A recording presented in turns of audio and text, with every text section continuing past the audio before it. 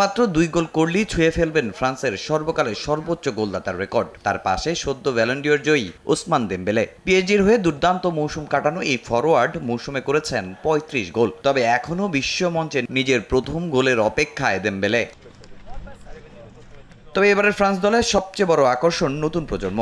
Bayern মিউনিখের জার্সিতে দুর্দান্ত perform করা মাইকেল ওলিসে জায়গা পেয়েছেন মূল স্কোয়াডে। পিএসজি তরুণ সেন্সেশন দেশরিয়ে দুয়েও আছেন বিশ্বকাপ দলে। আর নতুন প্লেমেকার হিসেবে নজর কাড়ছেন রায়ান চেরকি। লেন্সের হয়ে দুর্দান্ত মৌসুম কাটানো গোলরক্ষক রবিন রিসারও পেয়েছেন তার পারফরমেন্সের পুরস্কার। তবে দল ঘোষণার পর সবচেয়ে বেশি আলোচনা বাদ পড়াদের নিয়ে। চোট আর অনিয়মিত পারফরমেন্সে জায়গা হয়নি কামাভিঙ্গার। 2022 বিশ্বকাপ ফাইনাল খেলা কোলো মুয়ানিকেও রাখেননি দেশম। এছাড়া বাইরে আছেন কোরেন্টেন তোলিসোর মতো ফুটবলাররাও। এটা শুধু সেরা 26 ফুটবলের দল না, বরং এমন একটি দল যারা একসঙ্গে লড়তে পারবে। আমরা অবশ্যই ফেভারিট দল, কিন্তু বিশ্বকাপ জেতা সহজ নয়। আর্জেন্টিনা, ব্রাজিল, ইংল্যান্ড সবাই শক্তিশালী। আমাদের প্রথম লক্ষ্য গ্রুপ পর্ব পার করা, আর এই ফুটবলার নিয়ে আমার অনেক প্রত্যাশা আছে।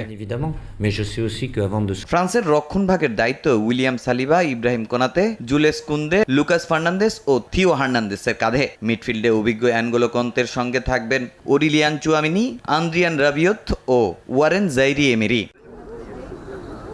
2018 বিশ্বকাপ দলের 4 সদস্য এবারও আছেন স্কোয়াডে, তাই এটা অনেকটাই নতুন এক ফ্রান্স। গ্রুপ পর্বে সেনেগাল, ইরাক ও নরওয়ের মুখোমুখি হবে লেস ব্লুস। দুইবারের বিশ্ব চ্যাম্পিয়নদের লক্ষ্য এবারও একটা ট্রফি। 16 জুন সেনেগালের বিপক্ষে ম্যাচ দিয়ে শুরু করবে বিশ্বকাপ মিশন। তবে প্রশ্ন থেকেই যাচ্ছে, দেশমের এই সাহসী সিদ্ধান্ত কি ফ্রান্সকে আবারও বিশ্বসেরা করবে, নাকি বড় তারকাদের বাদ দেওয়ার মাসুল গুনতে হবে বিশ্ব মঞ্চে? তামিম হোসেন, সময় সংবাদ।